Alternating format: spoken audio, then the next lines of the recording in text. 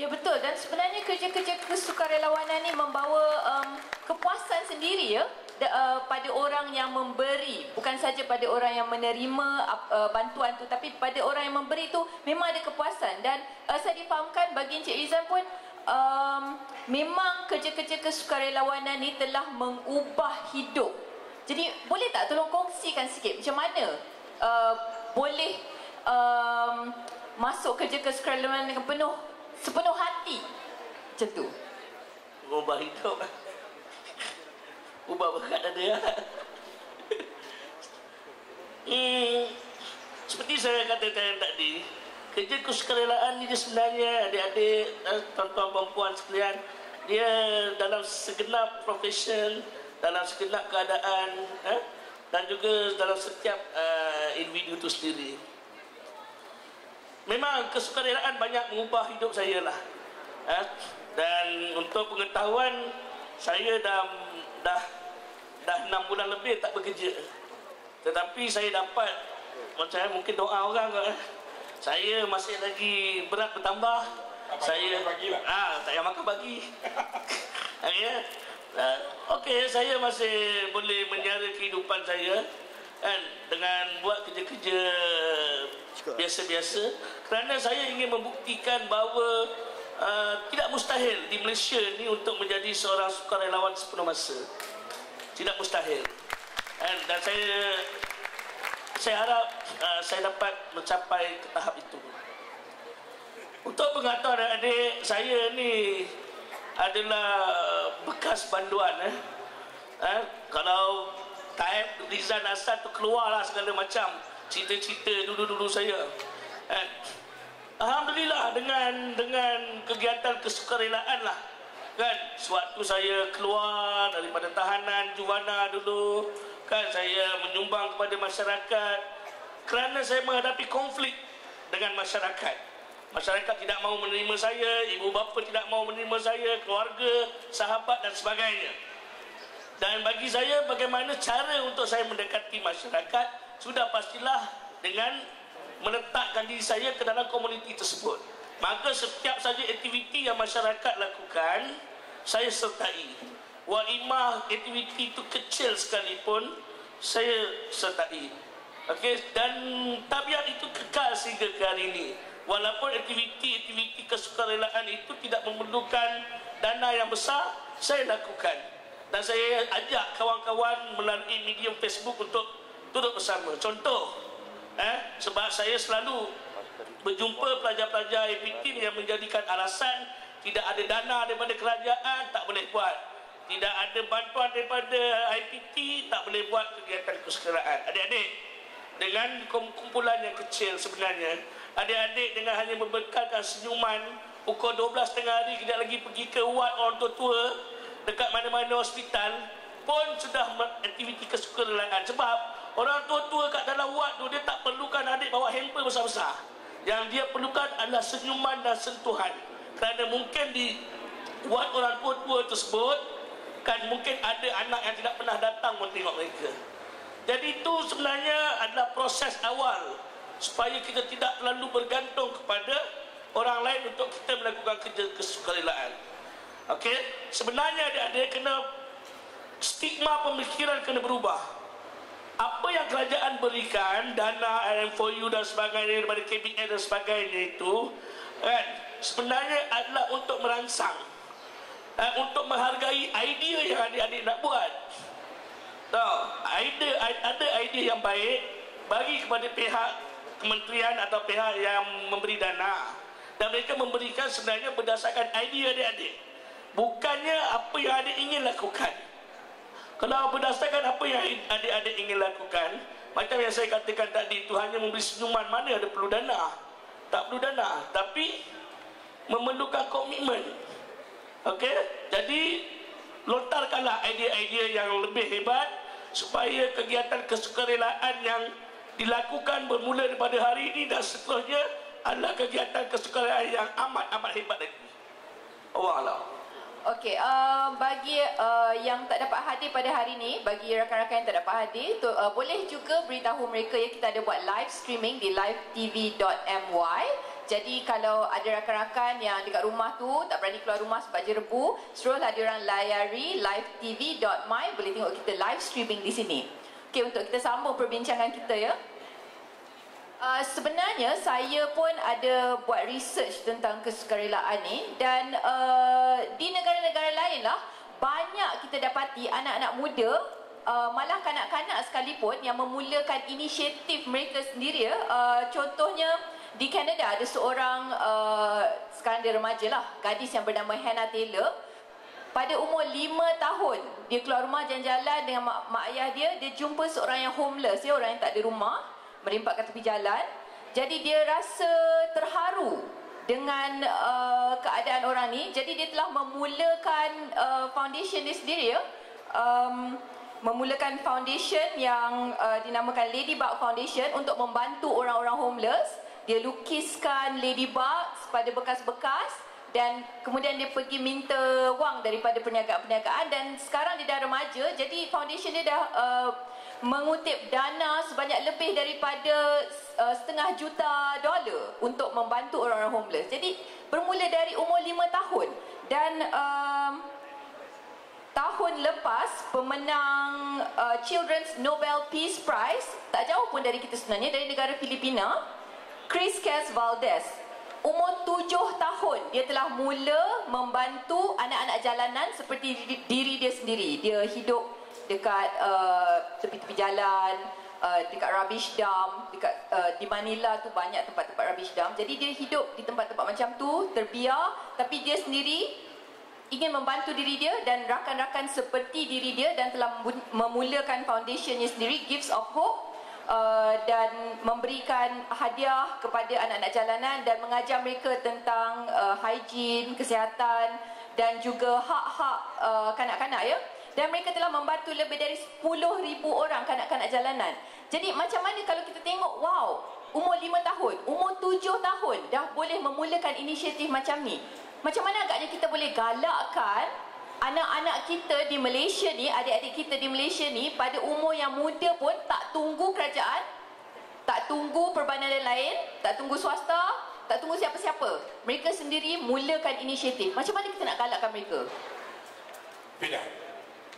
Tahun lalu saya berada di Bangkok, Thailand. Bukan untuk bergembira, tapi saya menyertai satu kumpulan manusia ni dipanggil sebagai Body Snatchers.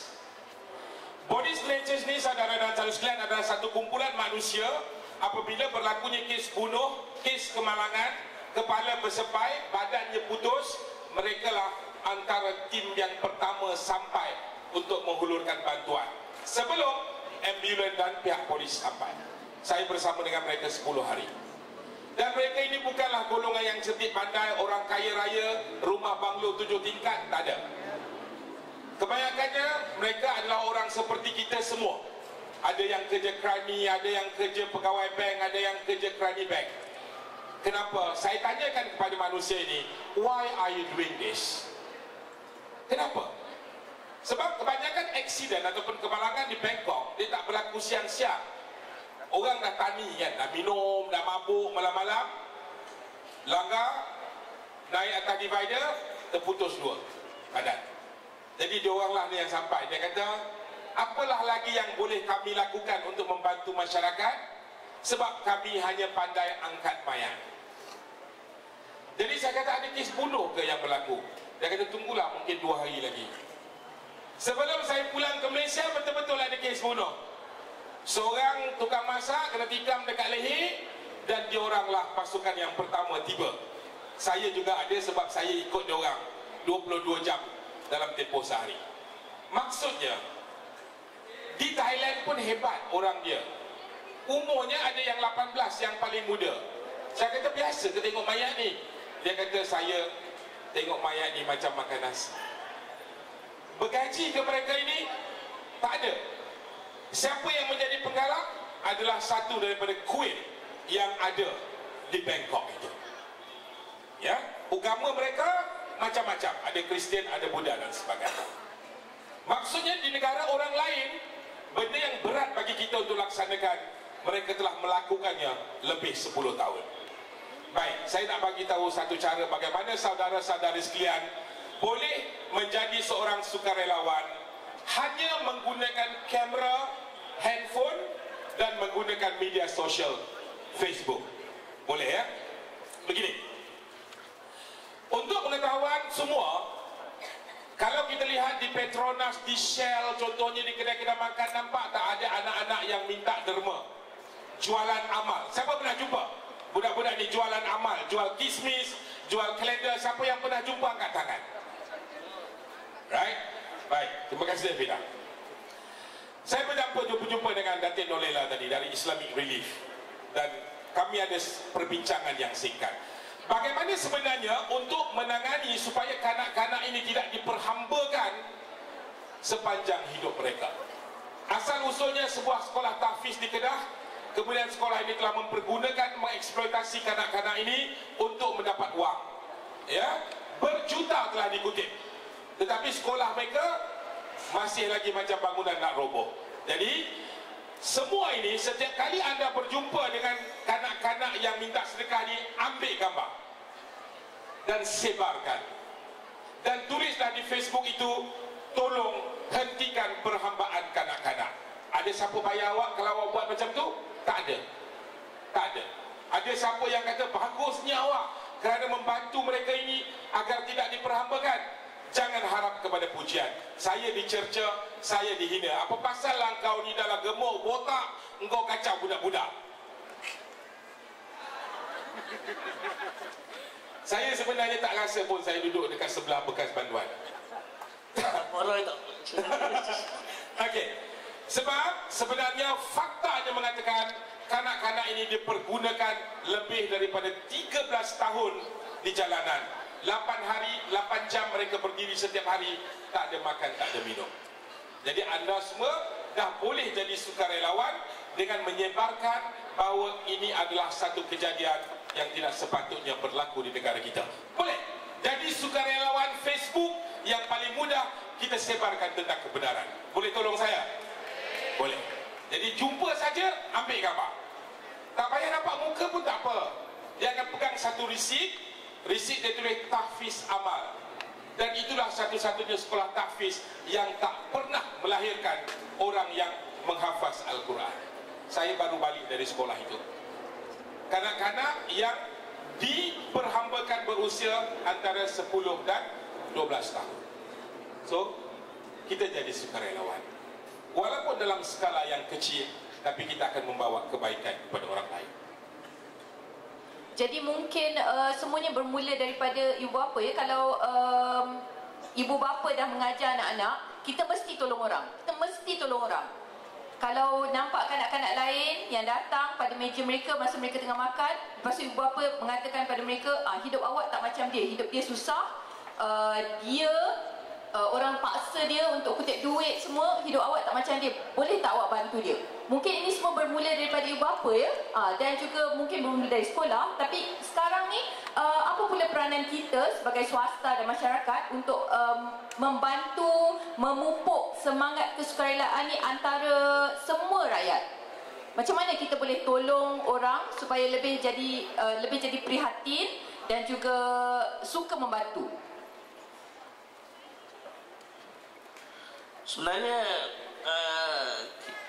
kita patut berterima kasih kepada kerajaan Malaysia kerana telah menjadikan negara kita ini aman, damai. Kemudian kita harus bersyukur kepada Tuhan, negara kita tidak ada ancaman-ancaman besar seperti gempa bumi, tsunami dan sebagainya.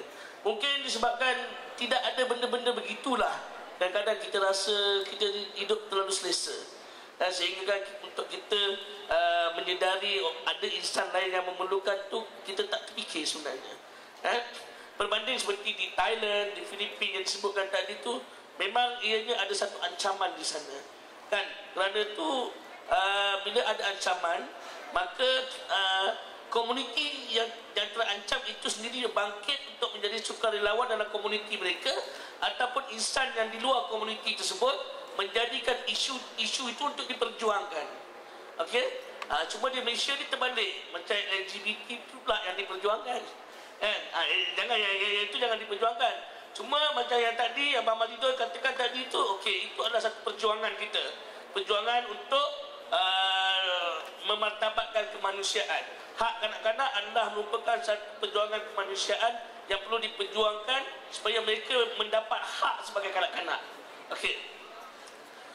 Dari segi macam bagaimana nak menggalakkan, sebenarnya ilham yang amat berhormat Perdana Menteri melalui pendekatan IMFU itu sebenarnya satu usaha yang teramat baik. Okey. Untuk menjadi sebuah negara maju menjelang tahun 2020, kita tidak harus bercakap bangunan tinggi melangit, tidak hanya bercakap tentang transformasi sebagainya itu, tetapi yang perlu juga kita fikirkan ialah bagaimana naluri kasih sayang rakyat di Malaysia ini harus ditransformasikan juga. Dan saya dapat lihat apabila Yang Amat Berhormat Perdana Menteri lancarkan MOU pada Julai di KLCC, itu sebenarnya bukanlah satu program semata-mata, tetapi ada pengisian untuk menjadikan Malaysia sebuah negara maju berpendapatan tinggi pada tahun 2020. Dan sebahagian daripada kemajuan tersebut, elemen kasih sayang perlu ada. Sebab tu kalau kita bercakap tentang negara maju, contoh di Jepun kita tertinggal handphone, lepas 3 jam, 4 jam datang handphone tu masih ada lagi di situ. Kan? Kerana benda tu dah menjadi satu budaya. Dan ini yang diharapkan melalui pendekatan IMFU, pendekatan yang Kementerian Belia dan Sukan lakukan seperti program hari ini, adalah untuk menjadikan kesukaran ini adalah satu budaya. Apabila kita bercakap tentang budaya, sudah pasti semua orang akan secara tidak langsung akan tersemat dalam hatinya untuk menggembirakan orang lain, melihat orang lain tersenyum dengan apa yang kita berikan. Dan kalau itu dapat dicapai, saya yakin indeks jenayah pun pasti akan turun.